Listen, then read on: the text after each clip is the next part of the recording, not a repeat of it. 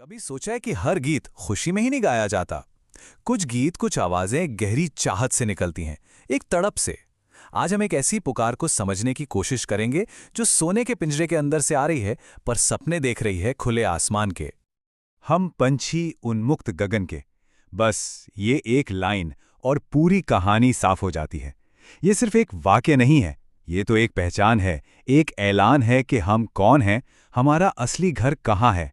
और वो घर ये पिंजरा तो बिल्कुल नहीं है, वो तो खुला आसमान है। तो चलिए इसके पीछे की कहानी को समझते हैं। ये कविता शिवमंगल सिंह सुमन जी की है और इसे लिखा गया है एक पिंजरे में बंद पक्षी के नजरिए से। तो ये कोई मीठा गाना नहीं बल्कि एक प्रोटेस्ट सॉन्ग है, एक ऐसी जगह से जो ऊपर से तो बड़ी आरामदायक दिखती है पर असल में तो एक जेल है। और यहीं पर सबसे बड़ा विरोधाभास है। पक्षी कह रहा है कि हम गा नहीं पाएंगे, पिंजरे की इन सोने की सलाखों से टकराकर हमारे पंख टूट जाएंगे। मतलब जिस आवाज को, जिस गीत को सुनने के लिए उसे कैद किया गया है, वही कैद उस आवाज को हमेशा के लिए खामोश कर देगी।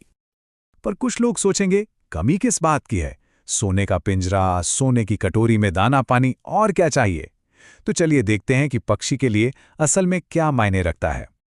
ये लाइन इस पूरी कविता का दिल है, इसकी आत्मा है। कहीं भली है कटुक निबोरी, कनक कटोरी की मैदा से। पक्षी एकदम साफ साफ कह रहा है कि हमें सोने की कटोरी में मिले बढ़िया खाने से ज्यादा अच्छी लगती है आजादी में मिली कड़वी नीम। ये आराम पर आजादी की सीधी जीत है। तो चॉइस बिल्कुल क्लियर है ना? एक तरफ है ऐशो आराम की गुलामी और दूसरी तरफ मुश्किलों से भरी आजादी। पक्षी कहता है कि हम तो नदियों का बहता पानी पीने वाले हैं, इस कटोरी के पानी से हमारी प्यास नहीं बुझेगी। उसके लिए आजादी की हर मुश्किल गुलामी के हर सुख से बेहतर है। तो यहां सबसे जरूरी बात यह है कि पक्षी के लिए आजादी वो कोई फैंसी आइडिया नहीं है, कोई फिलॉसफी नहीं है। आजादी ही उसकी जिंदगी है, उसका होना है, उसका अस्तित्व है, और इसके बिना जिंदगी जिंदगी ही नहीं है। अब जरा सोचिए, कैद में सिर्फ आजादी नहीं जाती, आजादी की याद तक धुंधली पड़ जाती है। पक्षी अब उन सपनों की बात करता है जो इस कैद ने उससे लगभग छीन ही लिए हैं। कितनी अजीब बात है। सोने की जंजीरों ने उसे अपनी ही रफ्तार भुला दी, अपनी उड़ान का अंदाज भुला दिया। जो कल तक हकीकत थी, आज वो बस एक सपना बन के रह गई है।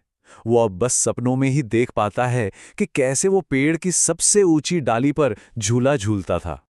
और सपने भी क्या थे?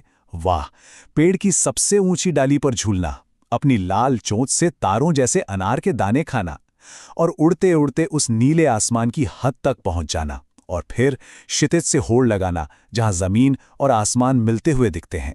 ये सिर्फ सपने नहीं, ये एक जिंदा दिल होने के सबूत हैं। लेकिन ये सिर्फ सपने देखने की बात नहीं है। ये इच्छा इतनी ज्यादा है, इतनी स्ट्रांग है कि अब ये ऑल और नथिंग वाला मामला बन जाता है। मतलब या तो सब कुछ या कुछ भी नहीं। तो एक क्षितिज क्या है जिसका जिक्र बार बार हो रहा है? देखिए, ये सिर्फ वो लाइन नहीं है जहां जमीन आसमान मिलते दिखते हैं। यहां इस कविता में ये आजादी का अल्टीमेट गोल है, एक ऐसा लक्ष्य जिसकी कोई सीमा नहीं, कोई अंत नहीं। और इस गोल तक पहुंचना ये कोई आम उड़ान नहीं, एक रेस है। एक ऐसी रेस जिसके बस दो ही अंजाम है, या तो आजादी या मौत। बीच का कोई रास्ता नहीं। इस लाइन को आराम से सुनिए, या तो क्षितिज मिलन बन जाता या तंती